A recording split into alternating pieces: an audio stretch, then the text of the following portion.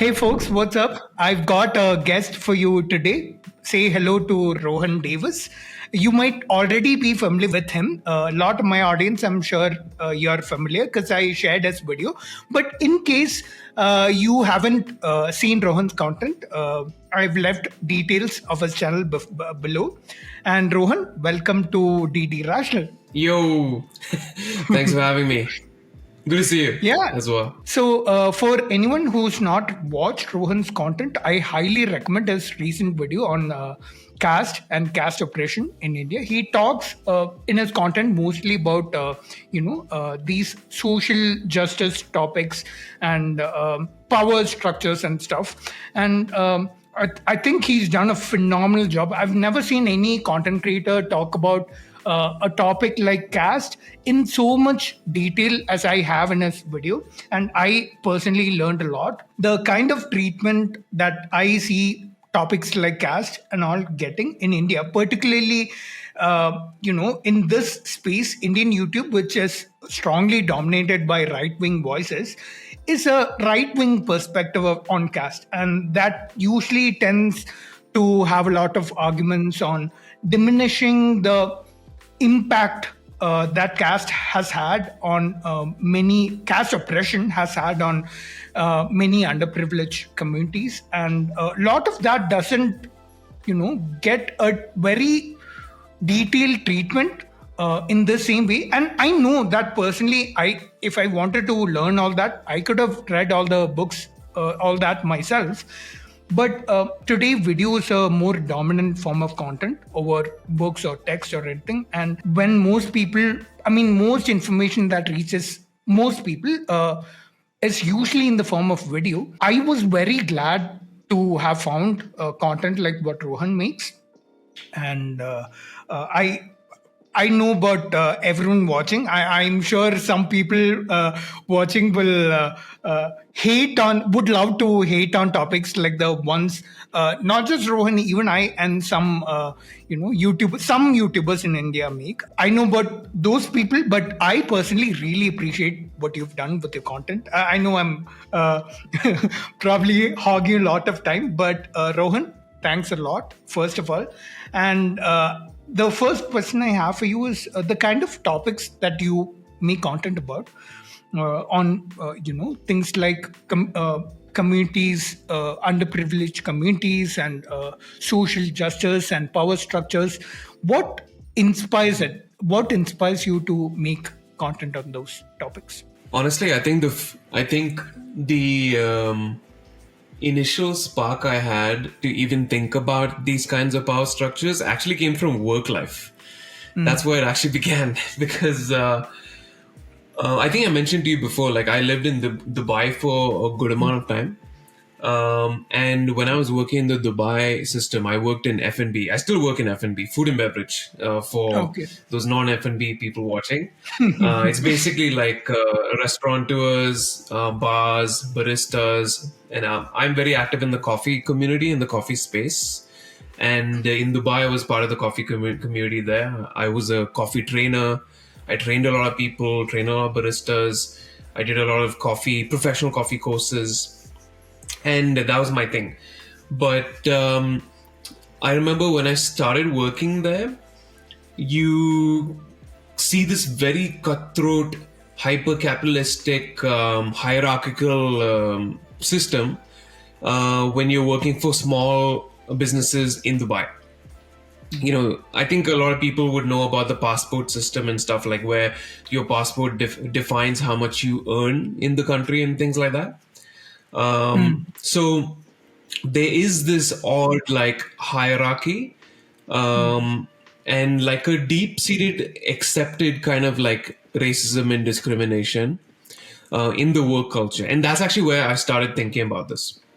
Because until then, like I was going to Indian schools, predominantly 99% of my friends were Indian when I was growing up, but when I would play football or like hang out on the streets, I would have a mixed interaction with a lot of Sudanese people, Yemeni people, Pakistani, Afghani, Egyptian, Filipino, Kenyan, like it was very diverse. But My schooling was an Indian school. And the reality hit me when I started working, and I started having to like move within that society. And that's when I started thinking, okay, why is it that we a lot of like South Asian, Pakistani, Yemeni, Afghan, Filipino, Indian people basically built Dubai, but we are seen as like trash, basically, to put it, bluntly. Whatever you might know about Dubai, because the first thing that a lot of people tend to think about when thinking about the UAE and stuff like that is like Lamborghinis, Ferraris, rich people, Burj Khalifa, whatever, right? But anyone who's lived in Dubai knows that Karama, Satwa, that eastern part of the UAE is where like the people who built the country live, and that's what started it. And then I mentioned to you before, I write a lot, and I've been I have a finished manuscript. Actually, I have like 95,000 words done on a manuscript for a novel that has a lot of like elements of social structures, colonialism, and things like that inbuilt in it, that I wanted to kind of like write as a way to also explore for myself. Because again, as we're moving through the world, like we're trying to learn more about ourselves and about the world around us and why things are the way they are, right? So for me, like writing has always been a way to reflect, to kind of understand, why things are the way they are. So I finished my manuscript, and then when I was reading back, like I tend to finish a manuscript, let it sit, and a few weeks later I'll come back to it and read it and see if there's any holes in it, see if there's anything I can improve. And I realized that when I was reading my manuscript, there's a lot of holes in the social structure of the manuscript, where I had these indigenous tribes and some colonial entities and more like privileged tribes as well in the mix of the demographic in my story. And they weren't like, there was something missing in the way they were interacting with each other. And that's when I realized, okay, I have to do a deep dive on caste, because I don't fully understand it. And that's actually when I started thinking about this, like thinking about doing a deeper dive a few years ago. And ever since then, I've just been like trying my best to like put together my own personal experiences, which you kind of just take for granted, right? Like you go through life and, things happen to you. You think it's just whatever, some coincidence or whatever. And then once you start learning about how the intricacies of caste and how it works, and purity and pollution and untouchability, etc., you start to put the pieces together, and you start to see a very overarching kind of like hegemonic reality that you've been moving in, that again we take for granted, and that's what I would say sparked my interest to jump into topics of hierarchy, racism, discrimination, and casteism, basically. So initially, you were never really planning to make video content of this. You were planning to do this for your book. Yes, yeah. When did you decide to, go deeper into these topics on video? On video, yeah, I would say that that was actually. I was making videos since like 4 years ago or something. I was making some, so I have some very old videos that are now private on YouTube, which I've made because I wanted to. I'm pretty sure you all. Yeah, exactly. So I did some videos initially when I was living in Dubai. During my work life, I made some videos just to understand like how to make a video, just to like do it in practice and understand what I need, how much time it takes, etc., etc. I cook a lot, by the way. So initially I was doing a lot of cooking videos. So I would cook like, Kerala style, like kandari molagu, chicken curry and things like this, So and beef curry and pal curry and fish moly and all You're that kind of gonna stuff. So offend half the audience right now. Yeah, I'm just kidding. I mean, it is what it is. It's, I'm not trying to offend anyone. It's just like, yeah, it's, I mean, when I was growing up, I grew up in a very like Kochi household, right? And if you're from Kochi, like your cuisine is basically a lot of shrimp, a lot of fish, chicken, duck, beef, pork, whatever, right? Like it's I was very blessed to have, uh, an amazing mom who was an insane cook. Like, yeah, I would have like 6 different proteins, a bunch of different, like toran, like cabbage dishes and things like this, beetroot, all kinds of stuff. So I was very lucky in that regard. But I didn't realize that was like a controversial thing because I grew up with it. You know what I mean? No, So, it isn't. So I'm so used to the culture outside Kerala because I've been living outside Kerala for practically the second half of my life now. And I'm so used to it that the treatment some food items or some dishes get in Kerala is very different from the treatment they get here. And although Kerala food is available here in Bangalore also, you can see that generally there is this particular attitude about food, and my thoughts. I mean, whatever I said was based on what I tend to see around here, but in the north, it's even more extreme in a certain direction, and I think most of my audience is also from the northern part of India. So yeah, that's all that is kind of the reason why I said what I said. But yeah, go on. I'm not interrupting you. Yeah, yeah. but that's what you said is very important for us to understand as well, right? Because like, there's this kind of unspoken definition that we all are forced to kind of live up to. You know what I mean? When it comes to who is an Indian, who's allowed to be Indian enough online and in public spaces, like, you notice that some things are just not accepted as Indian enough. Like, for example, like a lot of the hate I get, right, is number one, my name, because people from the north, they don't understand how Kerala naming systems work, right? Like, because my last name is basically my dad's name. My dad's name is Davis, right? And I mean, that's how we, name each Choose other. mine, by the way. But yeah, Exactly, my name yeah. is So, Pranav Radhakrishnan. Yeah. yeah. So, and obviously, like, most of the hate I get is like, oh, here's a converted Christian teaching us about like caste or Hinduism or talking about this, whatever. I'm Indian. Like, that's my identity. But to those guys, I'm not Indian enough. You know what I mean? Like, there's like a quota list that they have in their heads that if you don't meet, you're not, your opinion is not valid, basically. So if you're from the south, if you're not Hindi speaking, by the way, I can speak, read, and write Hindi, by the way, like I can. But if you don't meet those requirements, then people from certain demographics tend to not want to listen to you. It's basically a form of discrimination, right? Because you immediately you see the name, you see the last name, and you're like, oh no, this guy is a Christian, I can't listen to him. Which is religious discrimination 101.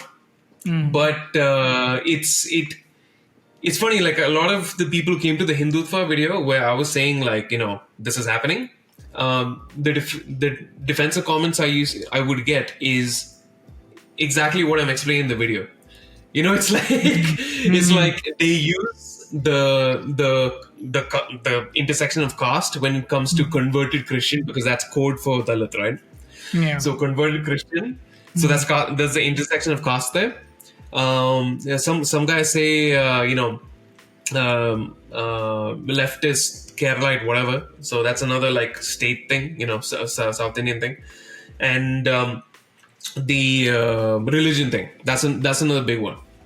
Yeah, I find it kind of funny though. Like, honestly, whenever I see those comments, I'm like, well, that's so funny.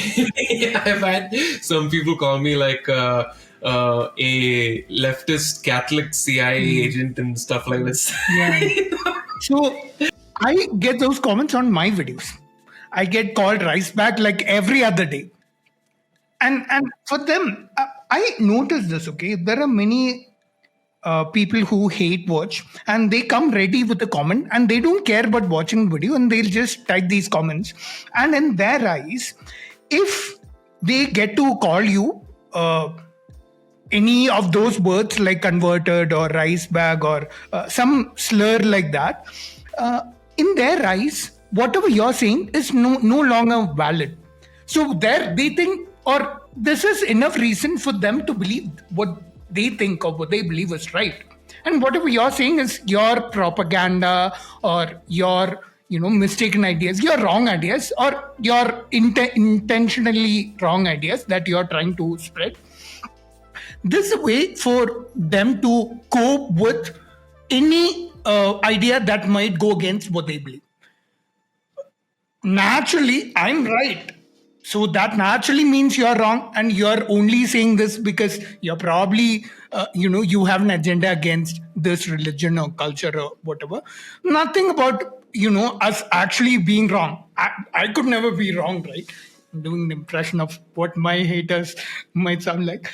But what are your general thoughts? You were saying more about this. What are your other thoughts on the same thing? By the way, like when I did my before I got into food and beverage, like before I got into restaurants and cafes and stuff like this, right? Like I was actually training to become a psychologist.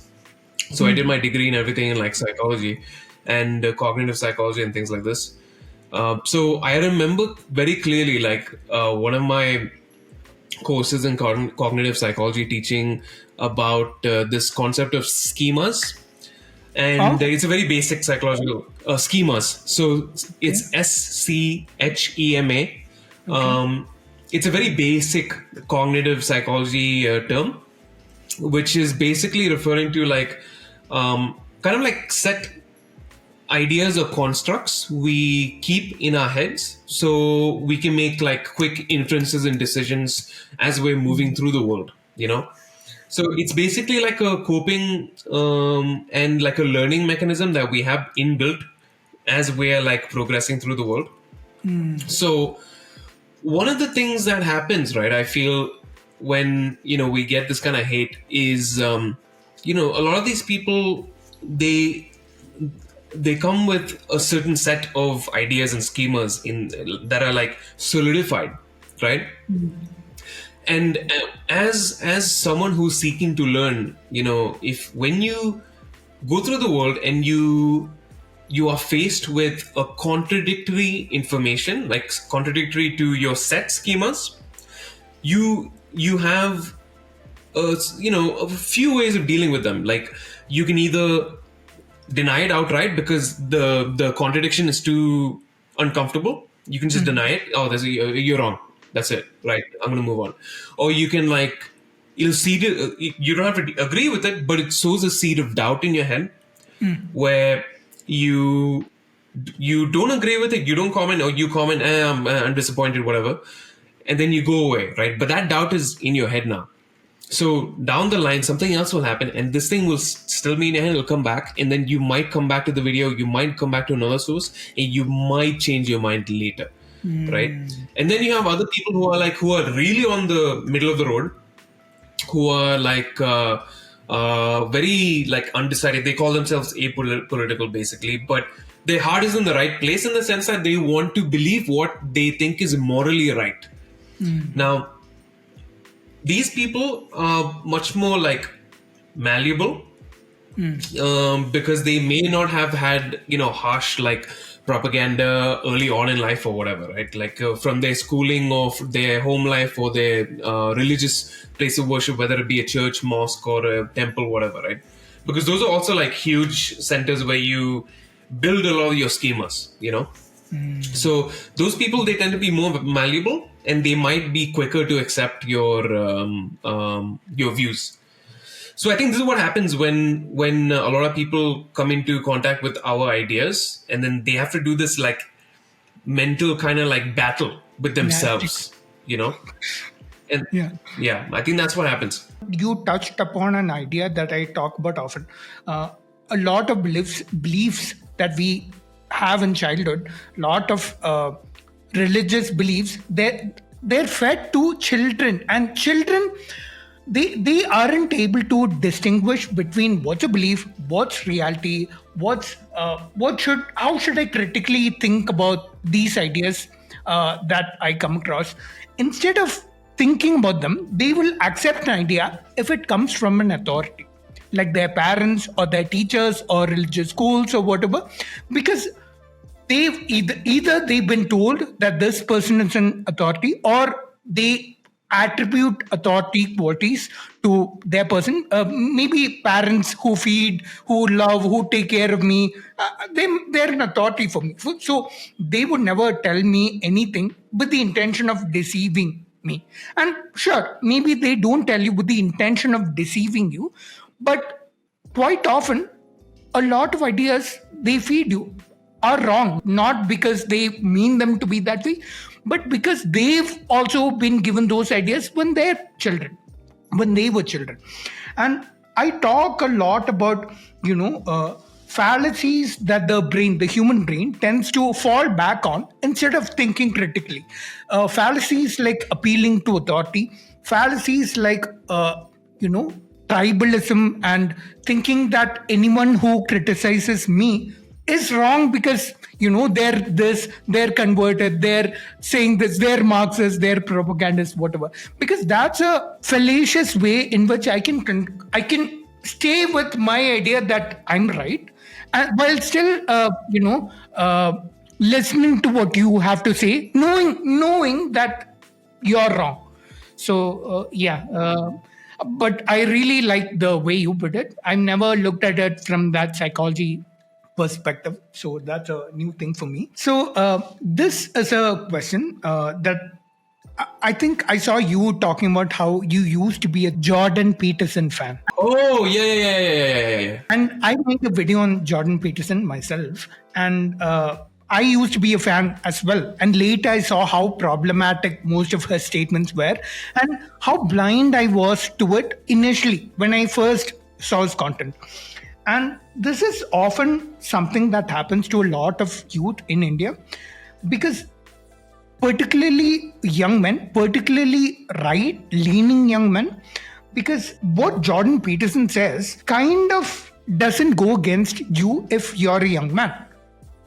So it appeals to you, it makes sense to you if you're a young man. You'll immediately find the problems with what he's saying if you're literally anybody else in society. But to a lot of people, that blindness because of their own privilege, in this case of being a young man, but I can give you many other examples. We need not go to Jordan Peterson.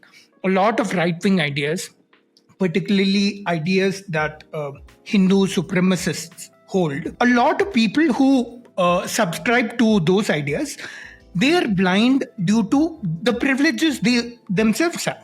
And they don't see the problems with these ideas and how they might impact any community that they're not a part of. So what they tend to do is they tend to defend these ideas thinking they're right, but not knowing that they're right only because they're looking at it from the lens of their own privilege. So this I call this privilege blindness. I don't know if that's a common term in being used in these circles or whatever. But do you have what are your thoughts on privilege blindness? Yeah, that's a great question. It's something that, again, I mentioned to you, in that part of my life, when I just entered the workforce, right? When I just started working in a professional environment, dealing with all those, paying my rent, etc., whatever, dealing with life, right? You face a lot of friction with reality, right? Because as a young person, you're lonely, right? In the world, right? You feel lonely, because you need to figure out, okay, how am I gonna figure out my dating life while working? How am I gonna figure out how to make money? Because we keep being told that our value is pegged to how much money we have, etc., etc. There's all these materialistic kind of points that we're supposed to score, and if you're born into a material reality where you don't have a lot of privilege actually, like in the sense that you have you don't have a lot of material wealth and stuff like that, you start thinking, okay, why isn't um you know why is it so difficult right now for us to like earn more money, things like this, right? But instead of like looking at capitalists and businesses and how the wage gap isn't moving much at all, as in like, wages are pretty stagnant but rent is going up, property prices are going up, all this other material realities.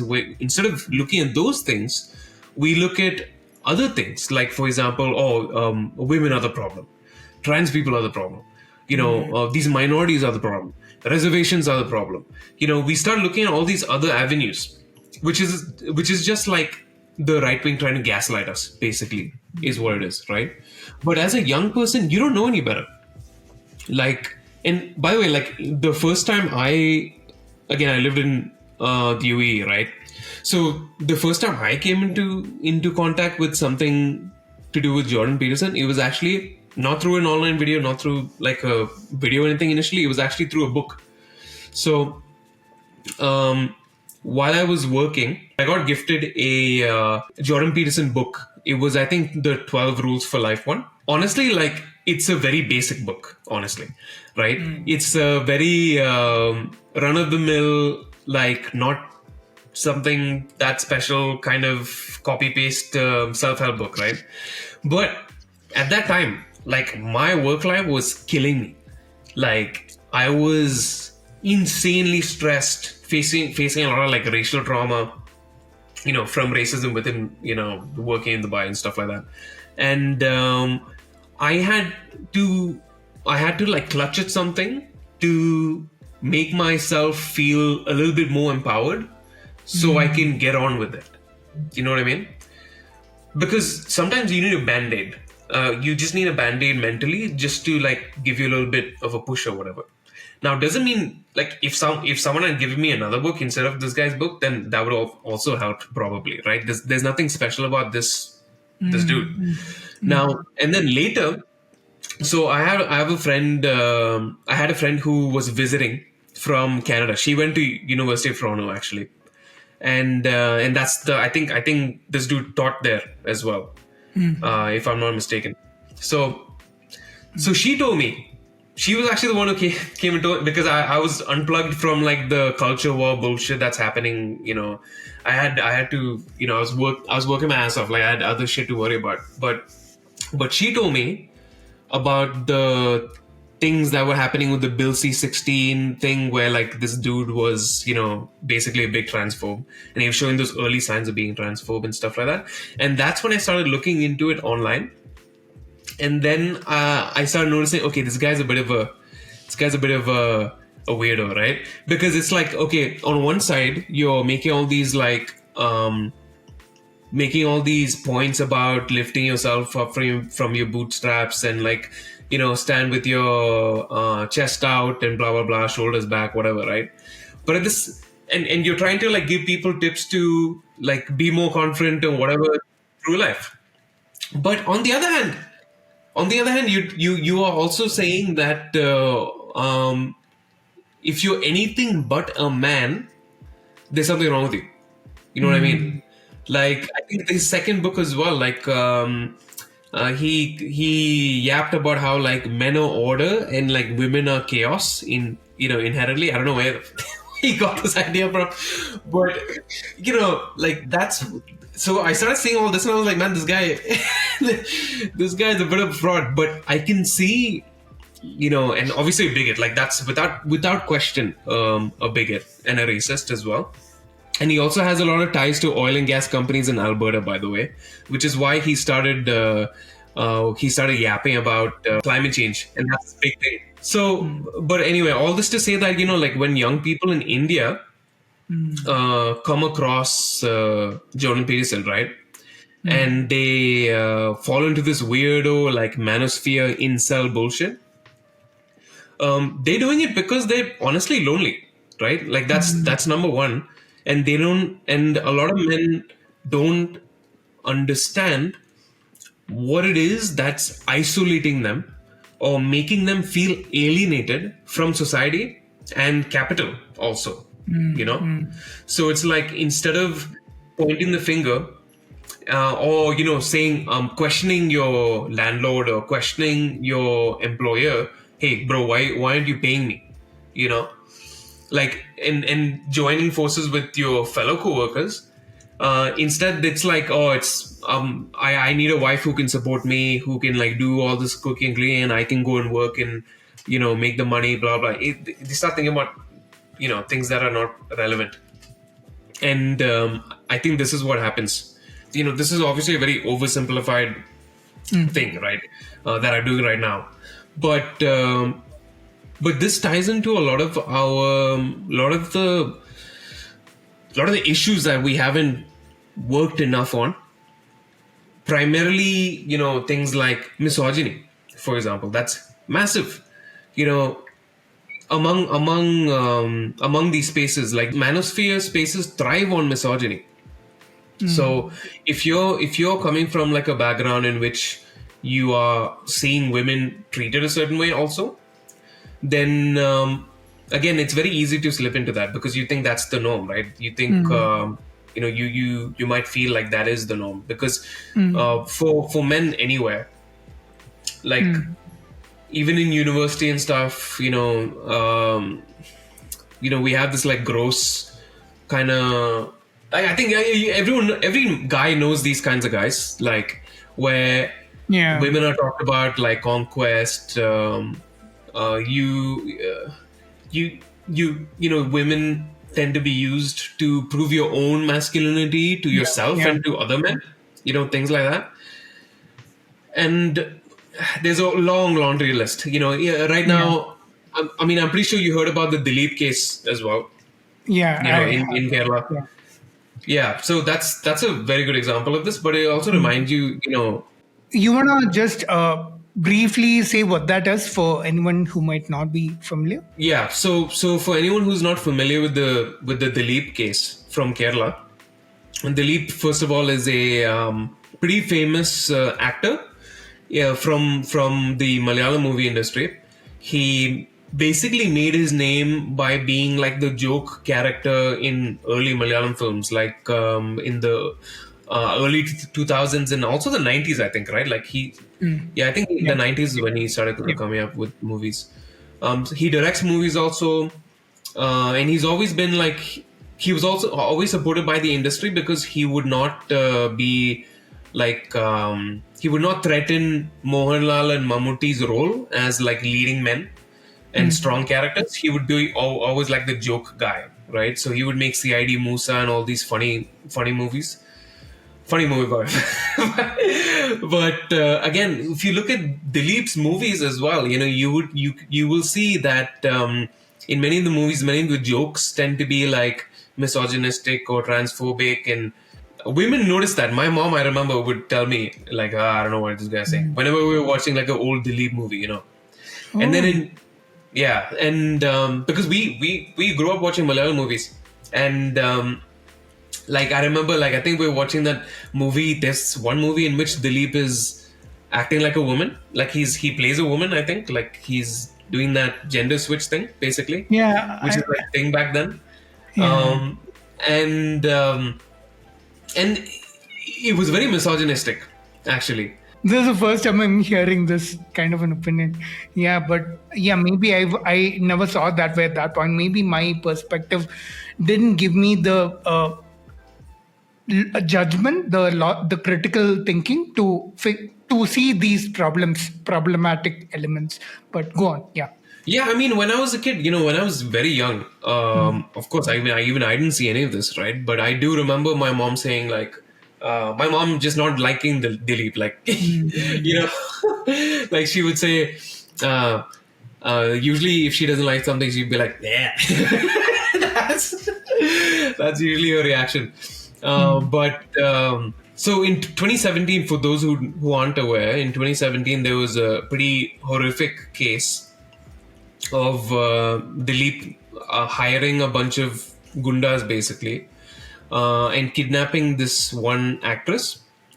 and essaying her like for a couple of hours in as they rode through Kochi, basically my city, and it was a huge case. Everyone's talking about it. We haven't. My mom hasn't put on a Dileep movie ever since. We haven't watched any of it. I haven't shown any Dileep movies to my wife or whatever. Like it's not. It was huge. And what that case did in 2017 was it put a big spotlight on misogyny in film and misogyny, especially in the Malayalam film industry and Malayalam society, Kerala society as a whole.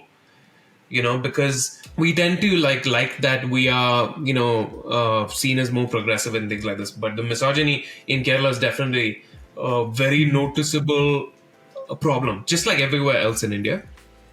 And I don't think we take it seriously enough. I don't think a lot of young men take it seriously enough. And this case basically brings that misogyny that we have in our society into question and forces us to kind of look at it and reckon with it and ask the question, why, when you see Malayalam films coming out, where are the women? Where are the lead actresses? Like what's happening? Why are we putting? And by the way, I'm a big fan of Malayalam movies. I've been watching Malayalam movies all my life. Okay, like Fahad Fasil, what's his name? Tovino. All these guys. Big fan. but it's true. It's kind of suspect. It's kind of weird. It doesn't say anything about, like, it doesn't necessarily say anything about those younger actors, right? But it says a lot about like the machinery behind it and the studios behind it who kind of perpetuate this misogyny, because again, the gender roles and everything, I don't know if it's like both a colonial hangover and a caste hangover, because women, again, in the 18th century, 19th century, we know, had a very servile role also. I don't think there was, it's always been, to put it bluntly, like a shit show, right, for women. When we see actresses, Malayalam actresses like Kani Kusruti, for example, like going to Cannes Film Festival for that movie, I think it was called All We See Is Light, or All We Know Is Light. All We Imagine Is Light, as Light, yeah. So the movie is called All We Imagine as Light. I'm still waiting for this movie to come out so I can see it. But when that movie did well and they won some awards at Cannes, again, it reminded you that Malayalam women, or Keralite women in the industry, they shine on the world stage and everything, because of course they would, because we have a lot of talent who are Kerala women, right? But they are not cast as often in Malayalam film. Why? Because of skin tone, because of misogyny, because of whatever, because they might be seen as being too opinionated, which is a huge thing, by the way. Like, a lot of women don't get roles because a lot of men in power tend to think that they might be difficult to work with, or like they might have too many opinions, or they might be too strong of a woman, or whatever, right? Like, so this is one of the reasons why Dileep did what he did to the actress, because she was opinionated. She had thoughts, basically. So yeah, that's definitely something that's happening. But that unveils a very big problem in our society, which is misogyny. And Kerala is not exempt from that. Kerala is not unique in that. All of India still is dealing with misogyny. I mean, I don't even have to tell you like the kinds of violent crimes that happen to women on a daily. It boggles my mind when we see this on a daily, right? And we see our friends, say shit about women or do things or plan things, and you wonder, like, what are we doing, as a society when it comes to women?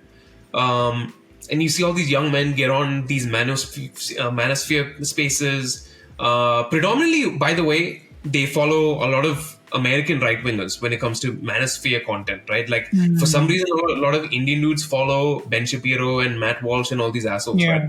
It's because they connect with that misogyny. They connect with that transphobia. They connect with that kind of like standing on a high horse and like looking down and like, I think what they connect with is all the things in their favor that they agree with. And along with that comes all this misogyny and transphobia, which is that becomes a part of that package. And now the person who's watching, their opinions are colored by this transphobia and misogyny and hate of minorities or whatever they feel towards minorities. yeah, absolutely, absolutely. It's a package deal. It tends to be a package deal because you can always see that, if someone is misogynistic or transphobic in this day and age, right, in a very online world, unfortunately, and this is pretty sad actually, you can already extrapolate that that person is probably a right winger and probably has a set kind of like package of beliefs, problematic beliefs, right? People who, and by the way, this is not to do with like India in general, but people who tend to be misogynistic and tend to look down on women also tend to be racist. Like they always go hand in hand. High correlation. Yeah, very high correlation on that. And that's just a reality that I think we need to be taught as young Indians, and we need to talk about it. And we need to stop policing each other actually when we talk about it. I've got that from some of my friends who I grew up with. So imagine this, like, I remember recently I had this conversation. Actually, I didn't even initiate this conversation. I was just posting something on Instagram, okay? So I posted something on Instagram that happened in Germany. So what was happening was essentially during...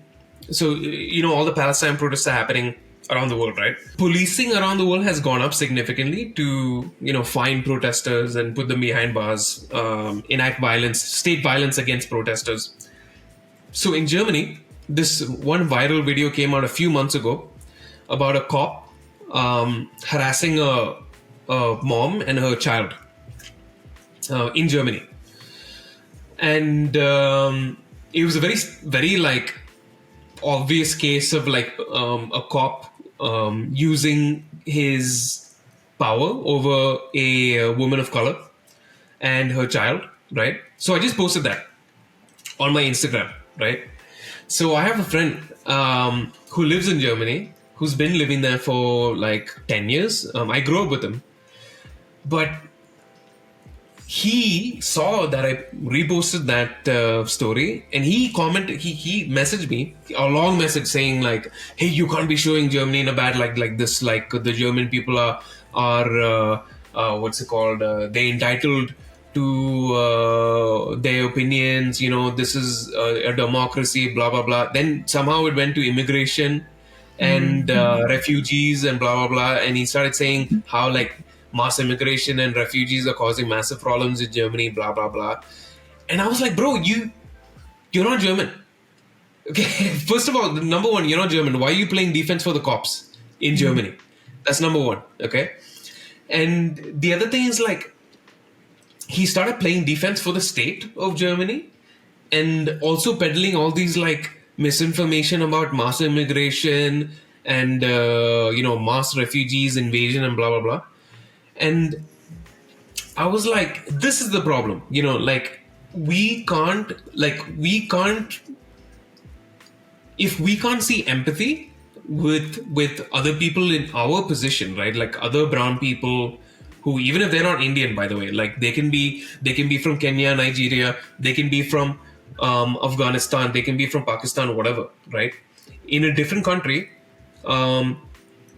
if we can't show that empathy to our brothers and sisters, that means we have something that we are missing. As in, where's that sense of social justice, right? Because those are working class people, who are just like us. We are not members of the state. We are, just average workers trying to survive, right? Just like them. So why are we differentiating ourselves? Why are we putting ourselves on a pedestal and being like, hey, we're one of the good ones, We're not. Like, we're not seen as one of the good ones. If you look at like anti-Indian rhetoric around the world, it's higher than ever, right? Especially in Canada as well. It's gone multiple fold, and it's become a big problem in Canada also. And but still, a lot of these guys like defending the state and wagging the finger or at other Indians, saying like, oh yeah, you guys deserve it, blah blah blah. Look at how you're embarrassing us, blah blah blah. They don't see that this kind of harmful racist rhetoric in the West also harms you as a brown person, So they don't make that link that, dude, you're not special.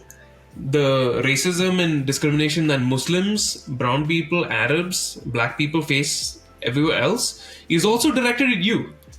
You're not special.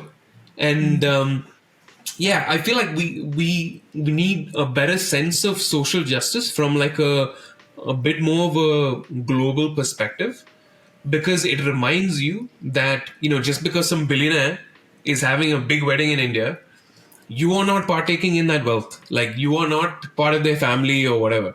Like like we need to be standing together. Like, those guys, while they're having their big ass wedding and all that, like, people are being lynched, or the police is enacting state violence against your own people and against your real own people. You know what I mean?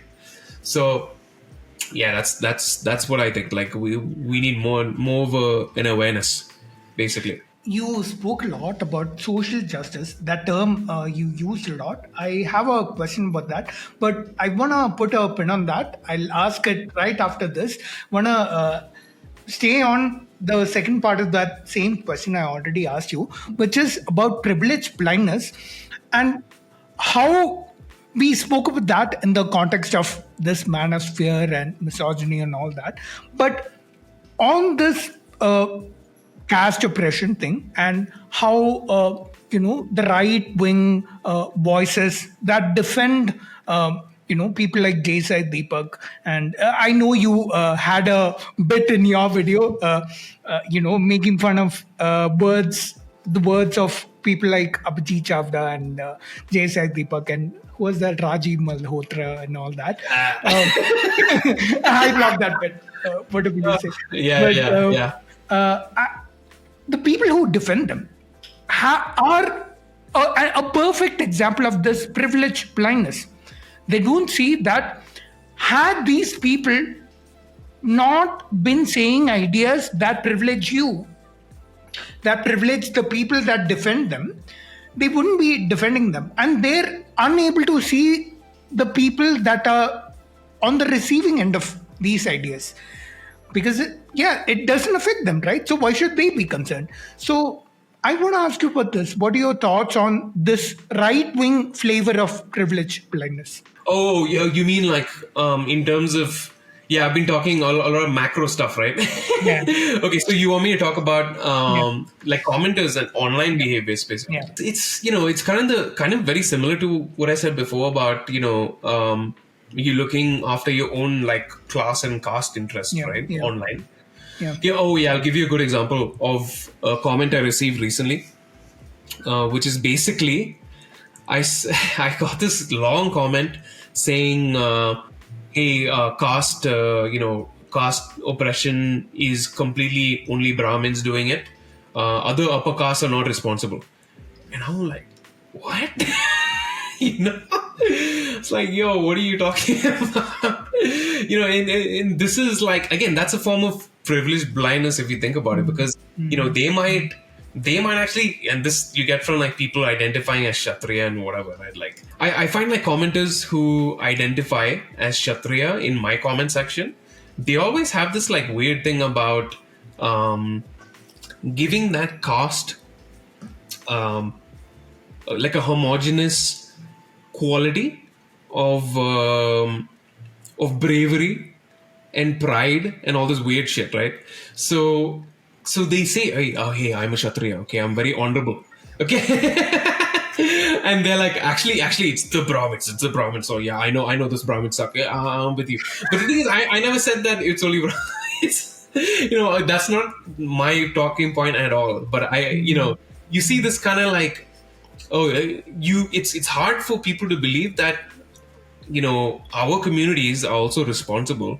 We are all responsible for caste-based atrocities being perpetuated, for misogyny existing, So it's hard to be like, oh no, like we should also be looking at our actions, what's happening in our family, and just thinking about it. You don't need to go crazy about it, start making fights with your family or whatever. No, you just need to be aware of what's happening, and just remember not to like perpetuate that to someone else or inflict that upon another Indian, right? Or another person for that matter, not even just an Indian. But yeah, you see that caste, the privilege blindness in my comment section all the time. I had another comment. Again, I mentioned to you, it was, they were talking about how like it doesn't happen in, whatchamacallit, in cities, and they want to absolve like what Abijith, Chavda and like Sai Deepak tend to say a lot about is colonialism, right? So they always like to like obfuscate responsibility for caste as like this external threat that or external system that was imposed on us, right?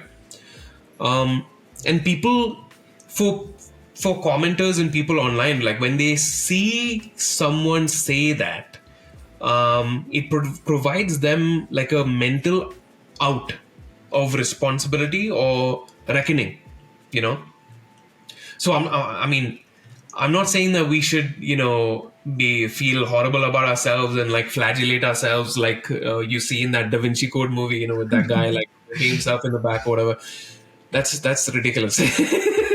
Well, that's not what I'm saying. But I'm just saying, like, if you cannot see the role that we ourselves have also played and how colonialism fits into that and intersects and interacts with that, then we are doing ourselves a disservice actually by not understanding the world around us and not showing empathy to people around us.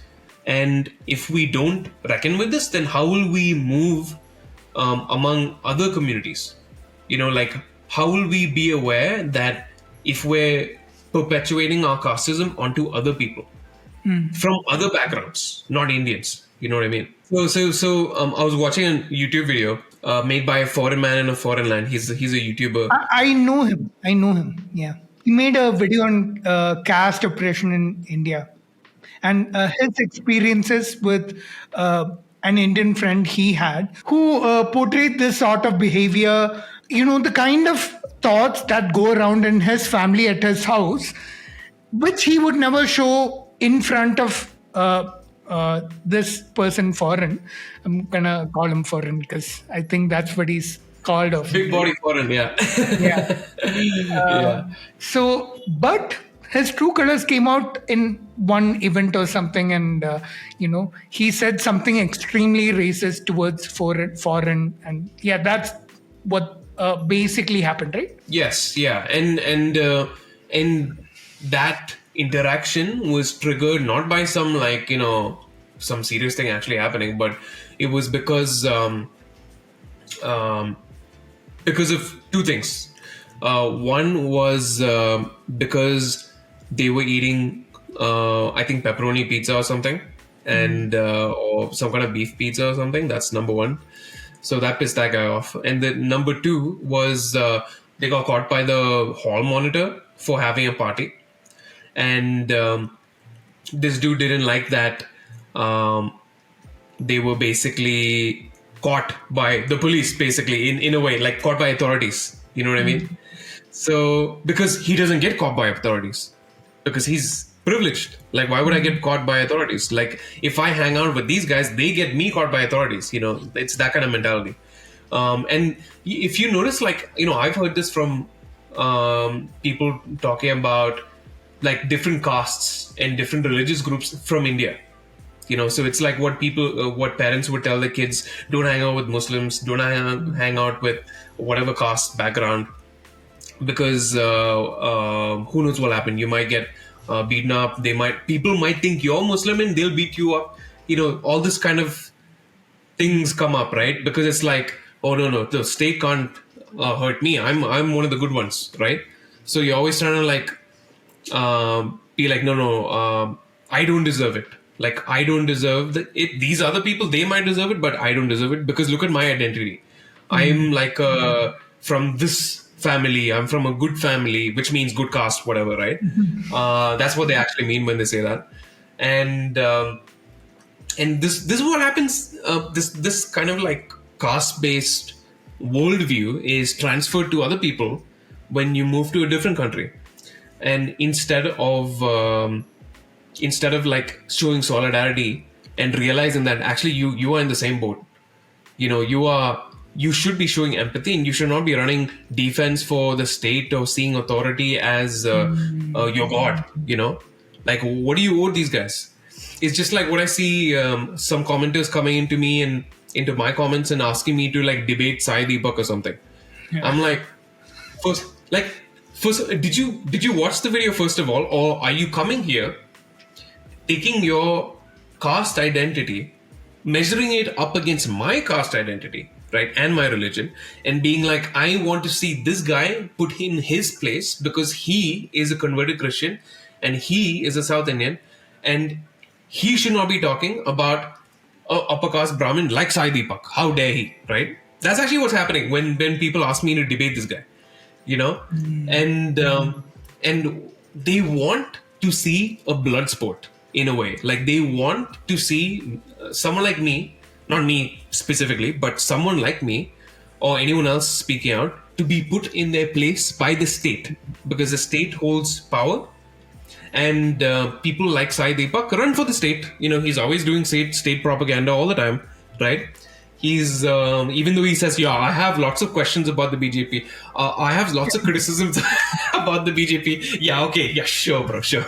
He always yaps about that. They don't want to see any, constructive debate where, two opposing ideas are contrasted, and they can, listen to the pros and cons of each and make up their own mind. They just want to see basically an internet debate where, something entertaining, some drama for them to, watch and enjoy. It's like what you said, tribalism, right? It's a team sport. You want to see your tribe triumph over someone else. And here's the funny thing about internet debates.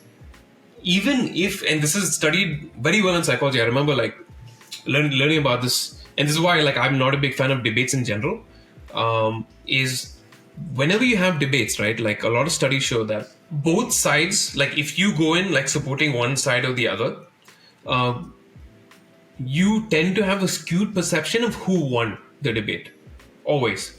Even if it was a lopsided debate, even if your side lost, you might have a higher chance of seeing your side is winning because you hold those views. And if those views are some ridiculous ones, like for example, this is very, very clear to see in these early debates about race from what channel was it? I think it was old BBC debates with students from colonial, like colonies of England. So you would see an Indian student from colonial India, Pakistan, Kenya, and England. You'll see these like little like debates being set up by, I think it was BBC or it was some like American news channel or something in, I think the 50s or before that. Like I don't know what year. Don't quote me on that. But it's basically black and white. Okay, old ass debate. So in those debates, you see that the people in power, when they're debating colonialism,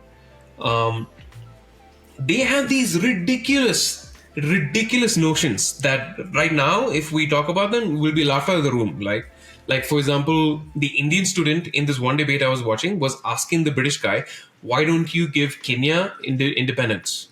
Like, what's up with that? Like, the Indian student is asking the British dude. The British dude responds, oh, well, that's because the black people are not ready for independence, blah, blah, blah. He's like speaking for their population, right?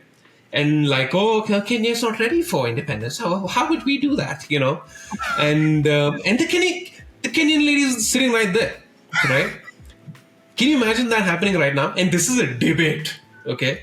So, but I can tell you, there's a huge colonial population of white British who would have agreed with the guy, right? And gone like, yeah. Wow, how would we do that? That doesn't make any sense. Like, how would they run themselves? If we leave the country, then they will fall into chaos. It'll be destruction. It'll be genocide, whatever, right? And that's their mentality. And this is just an example of how, like, debates, a lot of the times, when they're on contentious issues like race, right, or freedom, like colonialism and slavery, there's no debate, really, because you have either you're for slavery or you're against slavery, right? One is clearly the moral side, and you don't need to do a lot of, critical thinking. You shouldn't have to do a lot of critical thinking to know which side of the coin you should be on. You know what I mean? But this is what debates do. It's not really like, I think it's weird that we have to debate things like caste existing, things like caste oppression being a real thing, like you can't, that's not something to debate. It's just a reality, and even these guys running cover for the state, right? Whether it be Sai Deepak or whoever, right? They'll say, if they say like caste-based oppression doesn't exist or whatever, like, it's the state themselves providing the stats for how many caste-based oppression incidents happen yearly, and that's obviously undercounted also, but it's incredibly high and it's on the rise as well, so yeah, it's just, I don't think it's just up for debate, basically, is what I'm saying. Moving on, I wanted to talk about the social justice point that we, were talking about earlier. So, social justice, at least in alt-right content circles in the West, particularly, has this bad rap because I remember clearly, someone like Ben Shapiro. I think it was a Ben Shapiro video where he said, whenever you add an adjective to a word like, say, justice in this case, it becomes a sort of perversion of that word. So he's basically saying that social justice, see, justice is a legitimate thing that we should all strive for. But social justice is no longer justice. That's what he said in that video. And when I first heard that, see, at that point, this was something that I didn't critically think about. So for me, when I first heard that, I remember kind of accepting it or not seeing a problem with it back then. But now when I think about that, he just made an assertion randomly that, when you add an adjective, it becomes a perversion of that word. Why substantiate that? So the problem is, I see a lot of young Indians particularly who are influenced by ideas like these. This is one example of social justice that I gave here. But many such ideas come into their minds. And a lot of people watching this video will also have, some people watching, I'm sure, have similar thoughts on why social justice is bad or whatever. I want your thoughts on why social justice is important. I see what you're saying. So, I started noticing this a few years ago where, like, even now, actually, in the Indian internet, the Overton window, I feel, for the Indian internet is so right? So far right, that left and leftist is kind of like a slur, like as a derogatory kind of like, it's something you use to make fun of someone or point the finger at someone, right? I think it's a little less now. I feel a little bit. I think it's swinging a little bit. But I remember a few years ago, like, you open any video that has the word India in it, whatever. If you say anything that's out of the norm of accepted right-wing values or talking points, you'll be just called librandu, leftist, whatever, right? Like, it's whatever. So it was like thrown around like it's some kind of like slur, basically. And a lot of people in the center, I don't believe centrists exist, by the way, but they like to call themselves centrists.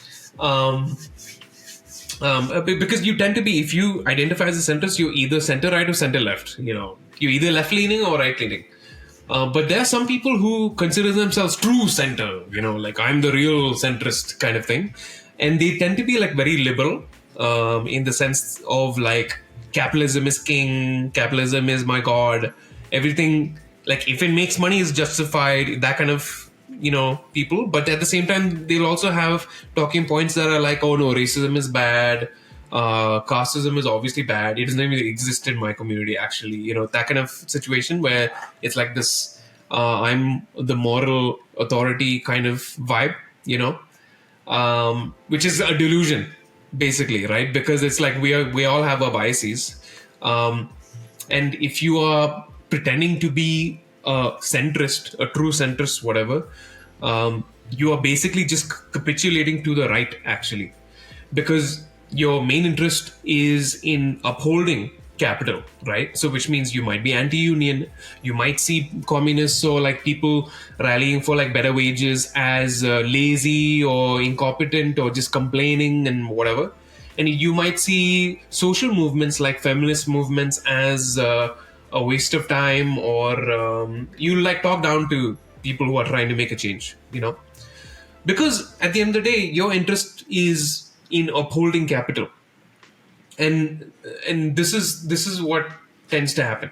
The reason why we need to start paying more respect or importance to social justice movements, or even like hearing them out, right? Even if you are like the most cynical liberal, money is king guy, right?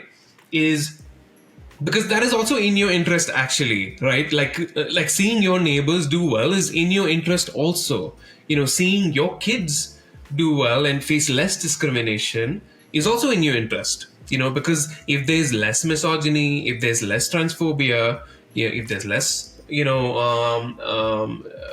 homophobia and racism, that's actually good for you and your community also. And people tend to not think of it that way, because again, people tend to be isolated, so on one hand it is capital that's isolating you. So if you have like if you're working for a company in which you are working 10-12 hours a day, you don't have any time to do anything at all, and you're already isolated because you are generating wealth for some business owner, right? Then you will you will naturally be isolated from community, right? And again, I'm oversimplifying all this, but I'm just making an example, right? So but in that isolation, how are you going to like move forward and rationalize your existence? It's basically what I told you about how even I started thinking about taking social justice seriously, because I realized very early on in my work life that my fellow employees are the ones who have my interest, right? Like the guys who I'm getting beers with, the guys who I'm like talking to, the guys and girls who I'm talking to about my life and sharing all these experiences, and we're all getting abused from these business owners and managing class, whatever, right? We have a sort of solidarity, and they have my interest also, because my interest is also their interest. Obviously, you'll have some guys who are like the teacher's pets types, right? Like who will play that middle manager role. But as a working class person, like having, paying attention to movements about discrimination and social justice, it helps you also, because it helps you build relationships with your fellow workers and your fellow neighbors, instead of like seeing it as like an internet phenomenon that you're being fed, like you're being fed, oh, look at these like blue head, like SJWs, like this early 2000 social justice nonsense, right, that you used to see, right? Because if you think about it, those internet videos that go viral, I think you already have an idea of what I'm talking about. You'll have some like person who is being an activist, who is not presented in the best light, or who's not doing their best, or they might be nervous in front of a camera or something, and they might be fumbling, whatever, right? And then the video title will be leftist SJW destroyed or whatever. Destroys. Yeah, exactly. Yeah, but he's talking to children. You know what I mean? He's always talking to some kid. who's honestly pretty brave for putting themselves out there, right? And even, I mean, most people don't have PR training. Most people are not naturally gifted public speakers or whatever, like, but they care about something, and that is admirable, actually. Like the fact that you have the courage, to go up to a podium in a room of like 50 to 100 people, university students, your peers, and speak your mind is actually, it takes a lot of courage, right? The way you present obviously may not be the most professional, whatever, right? And that's what right-wingers use as a caricature, right? To present to the internet and be like, hey, look at these losers. Like, look at how Ben Shapiro owns these people. You should be a part of the cool kids and dog on that person with me, and that's what's happening. You present a caricature, you basically throw darts at the caricature. And this is what happens with racist propaganda as well, and trans propaganda also. Like Muslim propaganda in India is also kind of similar if you think about it. Like all these WhatsApp photos of like these cartoons of Muslims and all this kind of stuff. Like it builds this idea, this caricature. And even when you look at the way anti-trans propaganda works in the US, right? It's like they build this idea that trans people are groomers or whatever, right? All these false ideas that trans people are like taking away, pretty white girls like positions in sports and things like this, right? But they're all built on building a fake, like exaggerated caricature that you can beat up, My understanding is that I think the people who support the ones on the upper end of power, they're only supporting them or defending them because the ideas they present match with these people, what ideas they hold. But they're under the delusion that they will forever be that way. They will match forever, which is not the case. Once power comes in their hands, they can do something that might benefit them without benefiting these people who defend them. And at that point, they will realize, oh, okay, there was a problem. I shouldn't have defended them when I did because now they're not on my side. And you can see this example with the budget in India, the way taxes were decided for this year. That's an example for this. My understanding is that this is what tends to happen when you, support or defend people in power, because eventually that same power can be used against you. It'll be redirected against you, yes. Yeah. And a lot of people don't realize this. So I think it's always in your interest to identify what's wrong in this power structure and criticize that, rather than staying with your blindness and blindly defending the power structure. Yeah, because you have to ask yourself why, right? Why are you defending these people? You don't know them. Like, why are you putting them on a pedestal? Like, why do people go so hard for Modi, for example? Like, why do people go so hard for J Sai Deepak or Abijith, Chavda, whoever, any of these people, like, yapping on behalf of the government, right? Like, why? I don't think a lot of people ask themselves that question, Yeah, and there was something I want to mention as well. There's an interesting thing I noticed, right? So, Abijith Chavda, actually, he used to be also like, he follows all these right-wing guys from the US, by the way. Like, he's a big watcher of right-wing US politics, okay? And he used to be also a big Jordan Peterson fan, which is interesting because Jordan Peterson has always been very openly, like, seen Hinduism as demonic and all that kind of stuff. And Jordan Peterson has also said a lot of racist shit about Indians, right? Because, there's a lot of anti-India shit happening in Canada as well. And he buys into it completely. And when Jordan Peterson started being more open about his dislike for Indians, that's when Abijith Chavda started, saying, oh, Jordan Peterson was actually great before, but now he's lost his mind. because Jordan Peterson redirected or directed his target to us. You know what I mean? And that's when reality hits you that these people don't care about you. Like these people, a lot of right wingers they run on exclusionary models, right? Like when you look at the most right wing Indians you can find, they have a set like perfect right wing Indian stereotype in their head.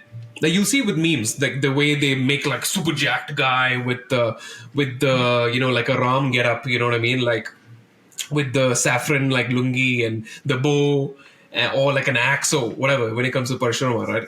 Like you have these caricatures, these avatars basically that we build, which is kind of like a mix of like both politics and like religion coming together to create like an identity of like a hyper masculine strong man, that people can identify with and seek some source of like power with. But they don't realize also that when you look at that icon that you create, the avatar that you create, it's always like mirroring the place of power.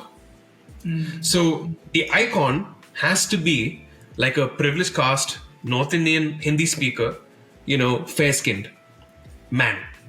And if it always fits that diagram, if that avatar skews slightly, then you start people start asking questions like, oh, why is this person like effeminate, or why is this person darker, why is this person whatever, because it's not fitting their like perfect idea of a ideal Indian or whatever. The same model you have in the West where fair skinned blonde blue eyed man, right? Working for man in finance. 6 Yeah. plus 1, Yeah. 6'5". Yeah. So we're very simple. If you think about it, we're actually very simple creatures, right? Like we identify with like these power structures and we want to get close to it because all the status and everything is associated with those structures, and but what this also does is it creates this mentality of excluding anything that doesn't fit it. So if you are like if you don't fit any of those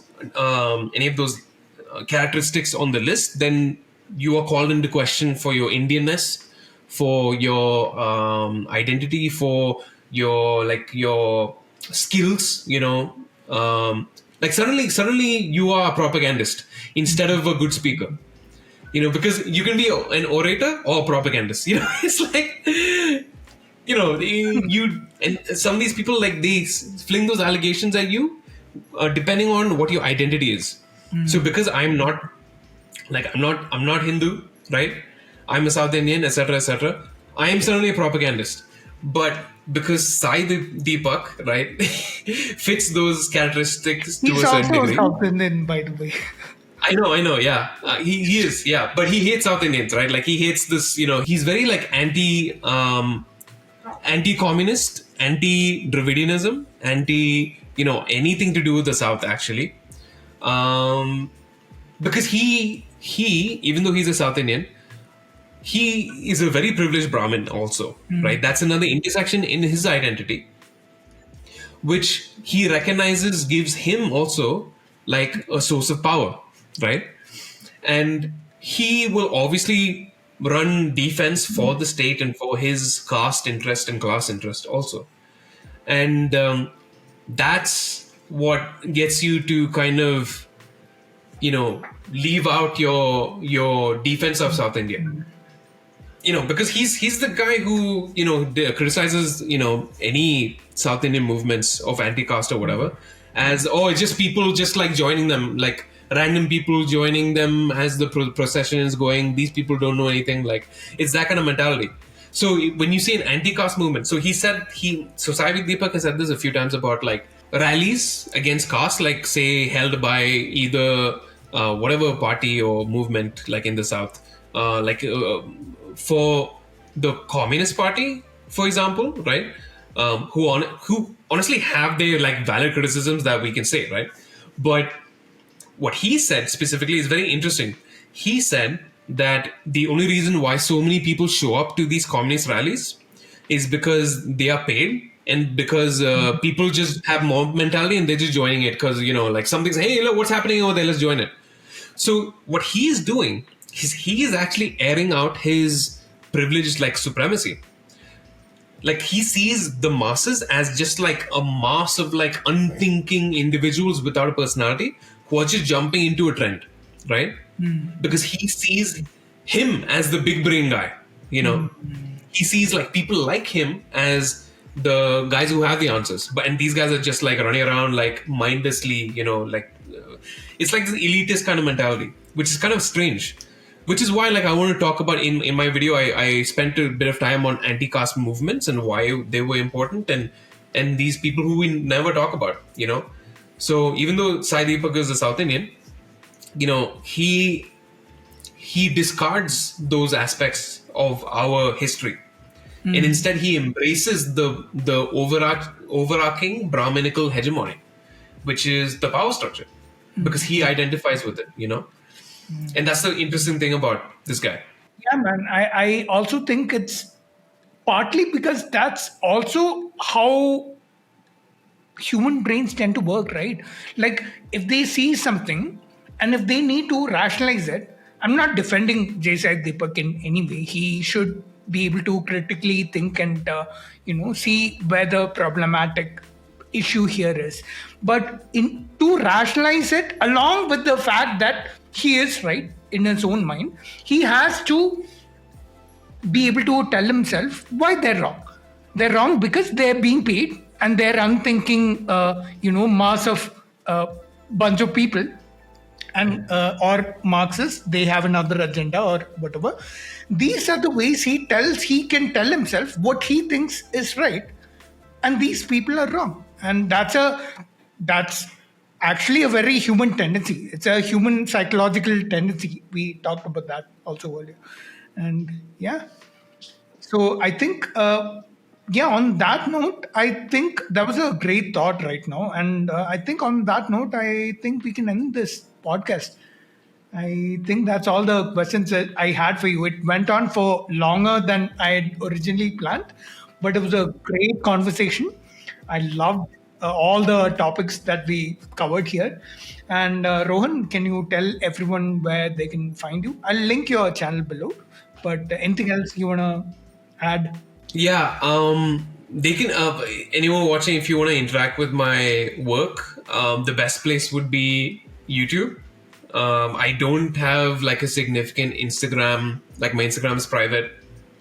I might do like a Instagram later or do some reels or whatever. Like I'm also thinking about doing TikTok for external markets and things like this for the diaspora, for Indian diaspora, to spread the ideas. But the best place to find me would be YouTube. And I'm also working on getting my book published as well. So once I find an agent in Canada, which is one of the reasons why I saved up money and moved to Canada as well, to be closer to agents and publishing houses. Once that becomes like a more of a reality and closer to fruition, then I'll definitely you'll definitely find me in that space also, as a writer and a novelist. So hopefully, fingers crossed. So yeah. For now, YouTube. Thank you, Rohan, for joining, and I hope everyone enjoyed it. This is goodbye from me. Cool. And Rohan. See ya. Thanks for having me, dude. It was a great chat. Yeah, man. See you. Bye.